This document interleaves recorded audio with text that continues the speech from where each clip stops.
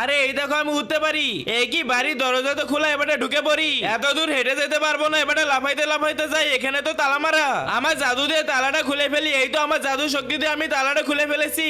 মা বাবা তো কেউ ঘরে নেই, এখান থেকে আমি কিছু টাকা নিয়ে নি। থাক, আমার টাকা লাগবে না, জাদু শক্তি দিয়ে দোকান থেকে যাই কিছু ফ্রিতে খেয়ে আসি। আরে দোকানদার, তোমার হাতে ওটা কি? এটা সোনারা, তুমি যদি জিততে চাও তাহলে লটারি কাটা লাগবে। ঠিক আছে, তো আমি কাটে রাজি আছি। তাহলে দাঁড়িয়ে আছো কেন, তাড়াতাড়ি শুরু করো। আরে দাঁড়াও, তার আগে নিম পাতার এই চকলেটটা খেয়ে নি, খেতে অনেক বেশি মজা। এবারে খুলে দেখি কি পেয়েছি।